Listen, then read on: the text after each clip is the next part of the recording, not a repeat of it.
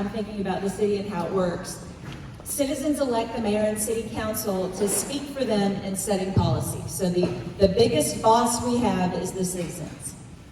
The mayor and council hire me to supervise the city staff, and I supervise all of the city staff except for the city attorney and the municipal judge, and we implement that policy. So if you have a concern about policy, that's a council concern. If you have a concern about how the city runs or functions, that's probably a me concern. Couple things about the way that the city is structured. First, we have independent divisions that are totally distinct from each other in function and in revenue model. The big two are general government and city utilities. General government is funded by tax dollars, and that includes everything from public safety to library to parks.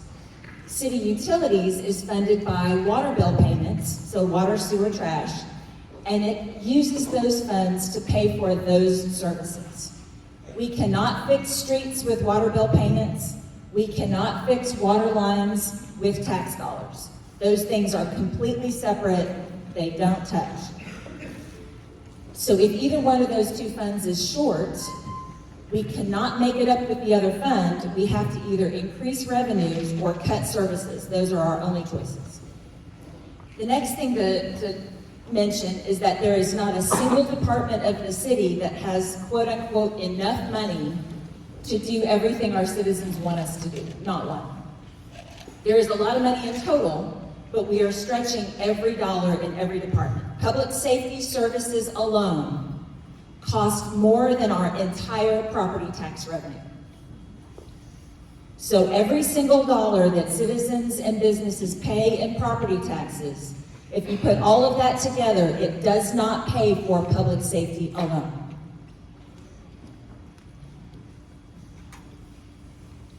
And public safety would tell you, and I would agree, they have a ton of unmet needs. It's not like they're just getting everything that they need to do their business either. So our dollars are mostly focused on meeting our core basic needs as well as we can afford to, but there are also areas where we invest in quality of life. Those are areas where we believe we get exceptional value per dollar, where our citizens are getting more benefit than they are paying in cost. As you can imagine, that's not a lot of stuff, but there are areas where the city of Hillsboro really does punch above our weight, and we try to be very careful and preserve those things because they uniquely benefit our citizens and create a quality of life that makes us all want to be here. And then finally, government grants are not a thing anymore. They exist, yes, there are federal funding programs. I could talk for 20 minutes about this, but the short answer is no, we cannot just get a grant to fix the streets or fix the water or anything like that. That's not a thing. The last grant we got was $500,000, and it paid for water lines for 2 blocks. It's not that it doesn't matter, it's not that it's not there at all, but it's a rounding error compared to the vast needs that we have in the city. So that's kind of the context for me and what I do and the structure of how it works. Thanks for that, and thank y'all for having me, and Lynette for putting this on.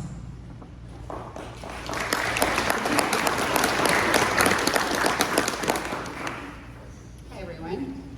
I'm Allison Clyde. I'm the Special Projects Coordinator for the city.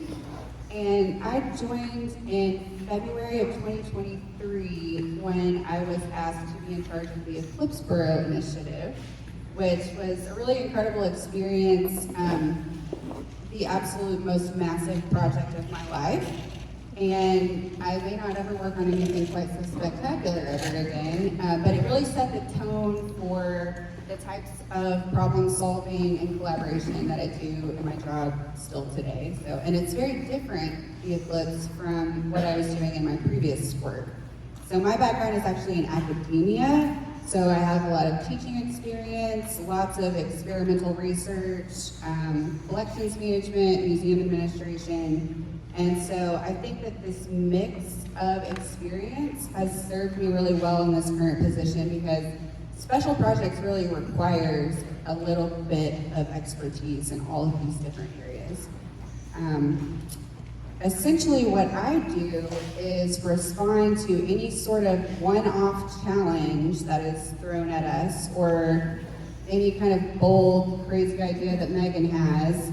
I become sort of like the research and development department, so it's my job to figure out what needs to happen and then develop a plan, gather people together to form committees and figure out what needs to occur to make all this stuff happen.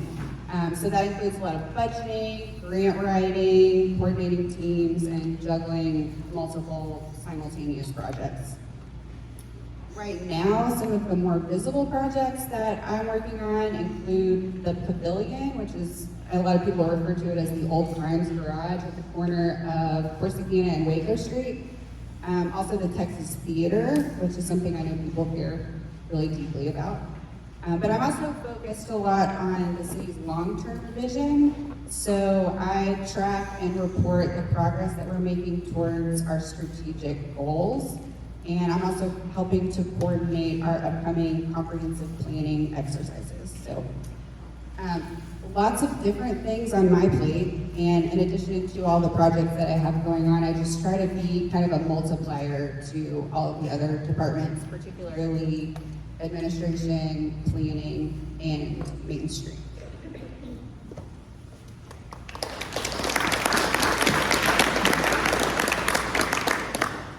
Hello everyone, my name is Jessica Troop and I am the Executive Director of the Hillsboro Economic Development Corporation, as well as a proud Lions Club member.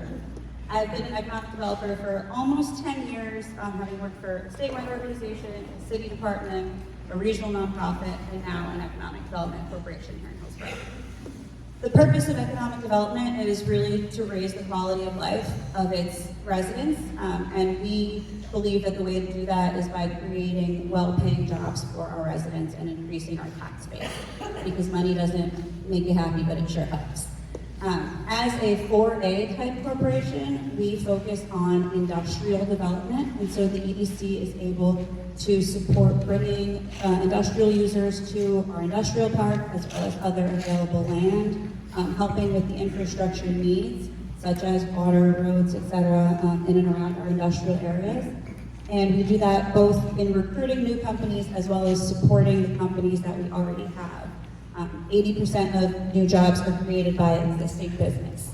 We also work very closely with our local educational institutions to support the workforce needs of our current and future industry, and we support quality of life with the Main Street program in any other way we can.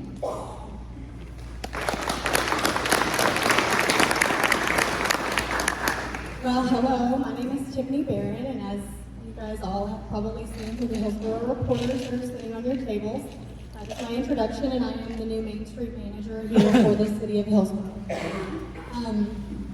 As the Main Street manager, I oversee Hillsboro's downtown development.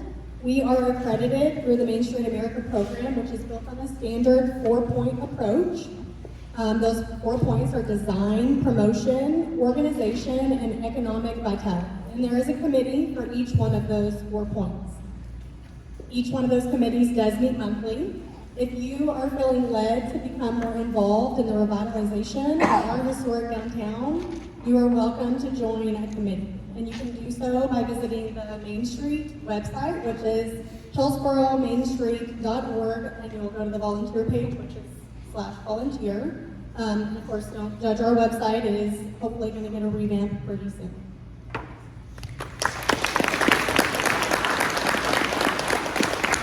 Thank you, everybody.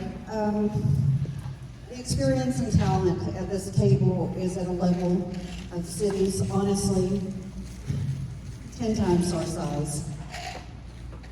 Jessica True with the EDC, after serving as Senior Director of Business Attraction with the Greater San Marcos Partnership and Economic Development Organization.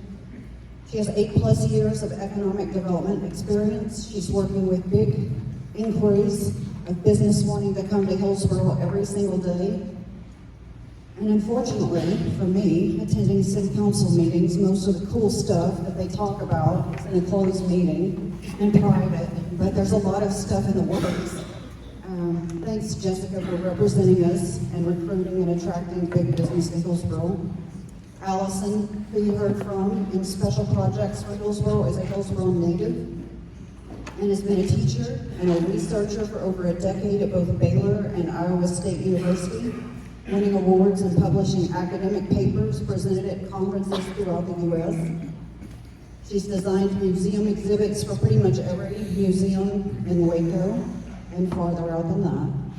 Was featured in Texas Monthly for leading the City of Hillsboro's preparation for the April 8th, 2024 eclipse. This is all impressive, but what I know to be Allison's superpower is a laser-sharp focus on organizing teams and tackling tough projects, moving the needle forward and keeping them on track. So thank you, Allison.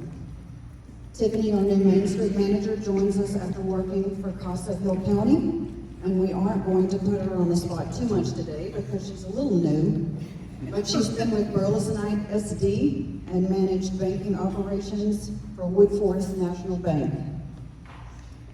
And our Megan, I know you're worth 5 times what they pay you, and we want to thank you. She was named Waco's Person of the Year when she held the position of Economic Development Director, Executive Director for the City Center in Waco. She was also the Director of Regional Services for the Heart of Texas Council of Governments. She's fearless and organized, and in her past, she advised Economic Development Administration's evaluation tool on bottom line development. We've got to talk about this. Maybe over a glass of wine. That sounds cool. Her specialties include economic development, community development, capital investments planning, budgeting, and strategic planning. Why am I telling you all these things? Because these ladies probably won't.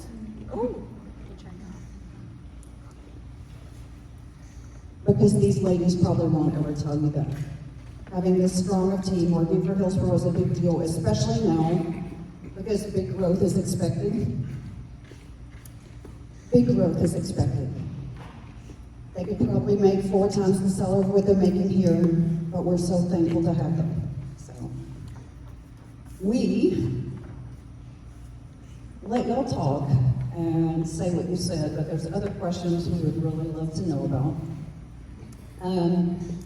Who wants to talk about the meeting that's happening tonight? Everyone should know about it. Anyone? We really didn't plan on this. We have hired a consultant named Chris McGowan, who is getting to know Hillsboro. He comes down every Friday and meets with us. Many of you have met with Chris at this point. He is advising us in advance of the comprehensive planning exercise that we are embarking upon, and he'll be speaking tonight at the council meeting about the growth that we expect to happen soon here in Hillsboro and how we can respond to meet the challenges of that growth. So he'll talk about housing primarily, and all the other challenges and solutions that we're looking at. Help me with that. We do have a lot of housing growth at city council meetings.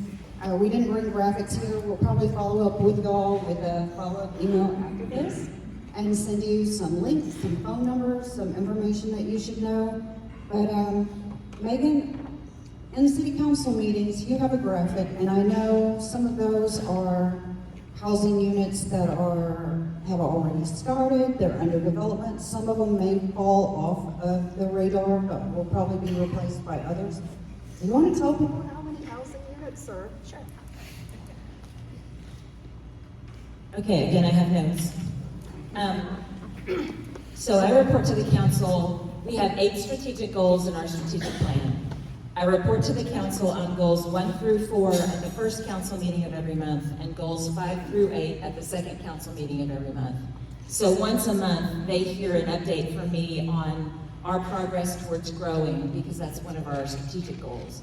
And we have what I call our active projects pipeline, and that is projects where that are in a material sense underway. So land has been purchased for residential development of a specific type. When we say development, people think, people building houses, but most of the development work is on land and infrastructure. The developer of the land comes up with the layout for the development, puts in all the infrastructure, and then sells ready-to-build lots to a home builder who sells the houses. So when we're talking about development, that's mostly what we're talking about. Infill and continuation of existing development at Patton's Mill together make up 163 units. And just let me back up. We have about 3,000 single-family houses right now. So another 163 units is going to be finishing out Patton's Mill, and then infill development over the next 3 or 4 more years, meaning a lot here, a lot there. As you know, there are several vacant lots, throughout neighborhoods in Hillsboro. That's what we mean by infill development. Somerset Edition, south of the intermediate school, will add 527 units. These will come in 3 phases, and the first phase of 156 lots is already in development. Phase 1 by itself will be by far the biggest single-family development in Hillsboro's history. Park Terrace, east of the city park, will add 78 units. Canaan Estates, south of Stone Ridge, will also add 78 units. Hillsboro Meadows, surrounding the old Italosteel mushroom plant, not Italosteel mushroom plant, but Italosteel, which before that was the mushroom plant, will add 324 units, with 124 units in phase 1. Electra, immediately west of the dentist office on Old Brandon Road, will add 15 units. Meadow Terrace at Cloverdale will add 65 units. And Project Mark, east of the golf course, will add approximately 300 units. So we're talking in combined about 1,530 new residential units, which is a 50% increase.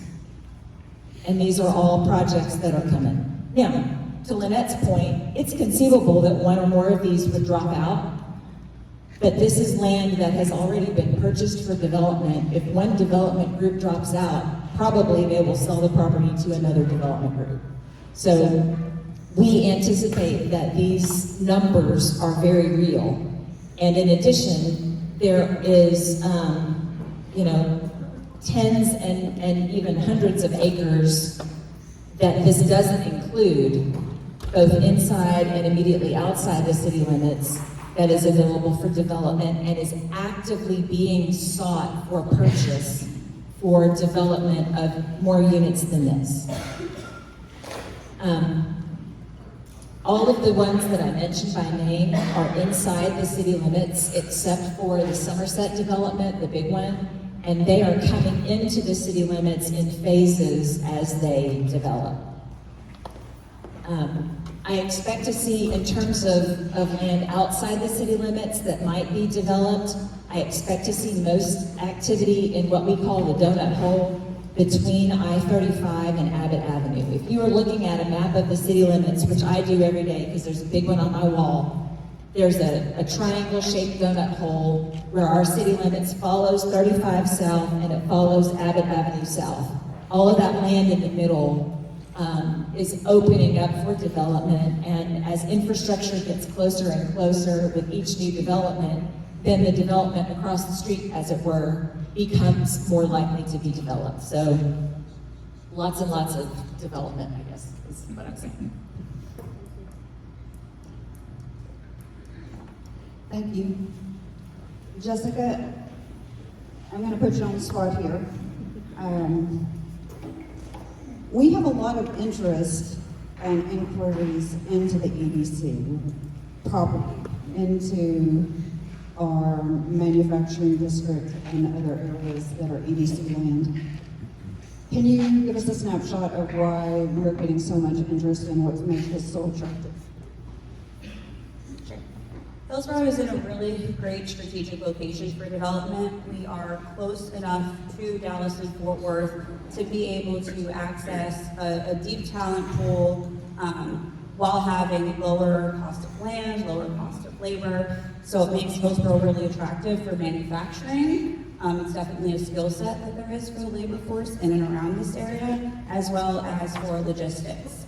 With our location on I-35, the ability to have logistics hubs here that can go straight into Dallas, Fort Worth, but also straight down into the Austin, San Antonio area are great position in the Texas Triangle.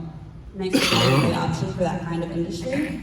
We're also increasingly seeing data center interest, and a result of that, again, is proximity to the metro area without being in it. The rural land that they can access here while still being able to service Dallas customers is huge.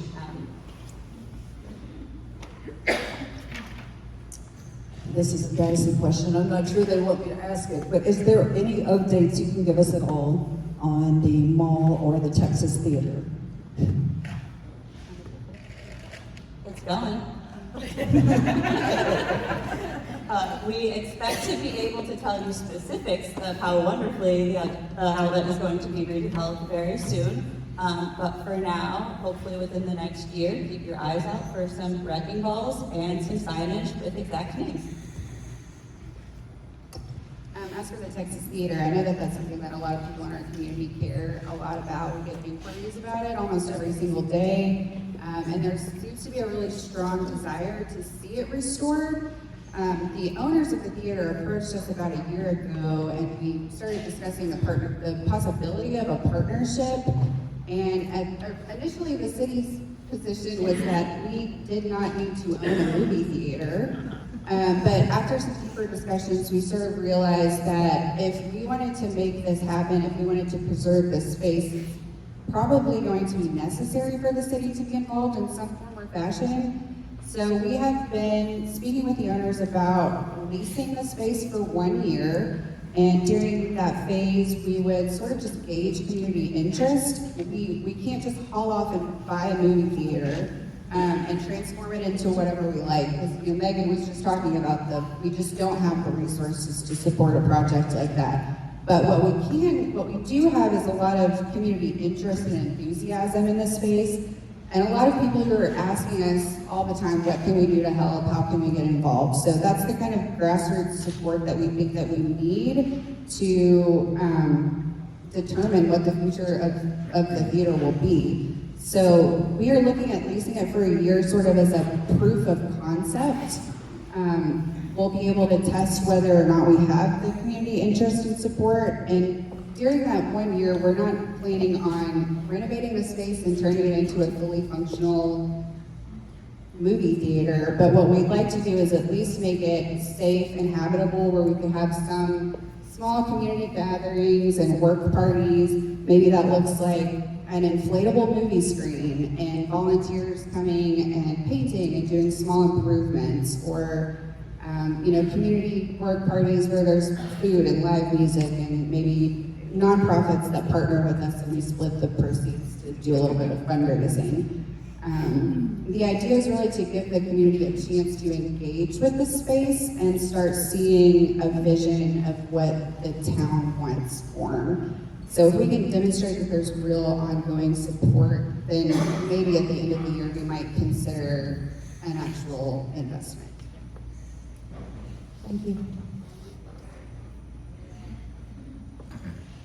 We're the chamber, so we're going to be pretty tight with your time. We know a lot of you left work to be here. Let's think about one more question.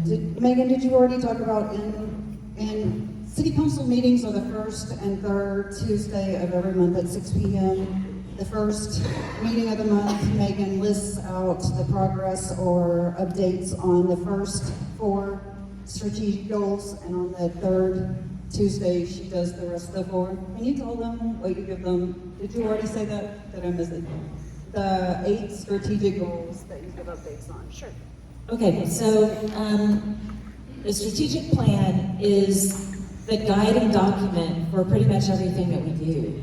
And it came about with citizen input. So we did online surveys, mail-in surveys, stuff in the newspaper, public meetings, just a ton of public engagement to say, okay, you guys tell us where you want Hillsboro to be, 5, 6, 7 years from now. Help us deliver what you want us to deliver. And in response to all of that public input, the City Council adopted 8 strategic goals, and they are: Goal 1 is to ensure responsible and equitable growth. meaning we would surpass a population of 13,000 by adding residential units consistent with our needs and our future land use plan. Goal 2 is to foster transparency and connection, wherein we connect citizens with government by reliably and routinely using print, dashboards, social media, and meetings to inform citizens and enlist their input and collaboration.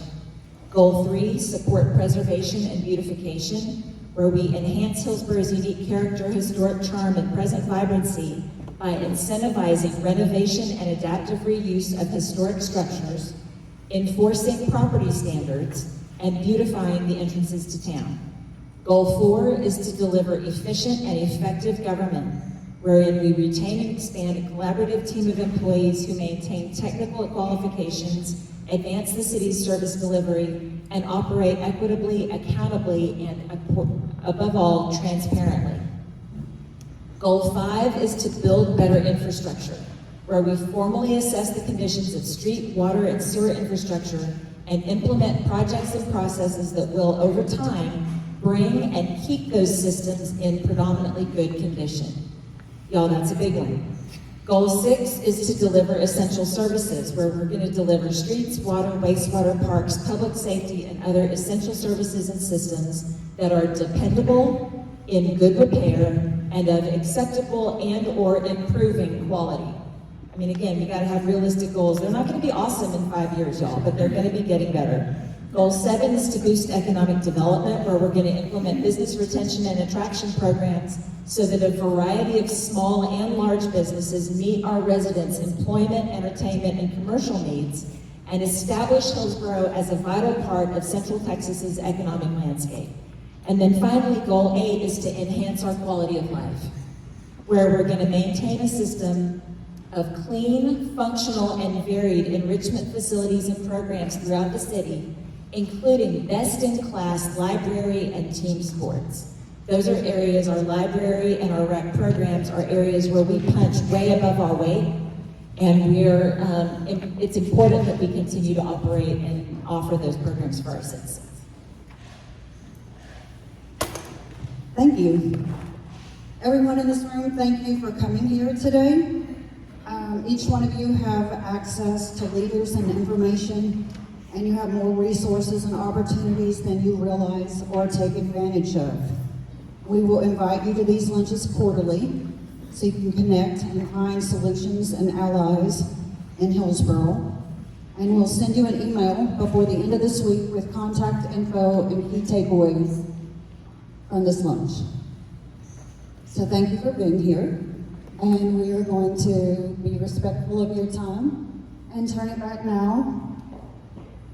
And thank the Lions Club for allowing us to do that, and we'll let them close out.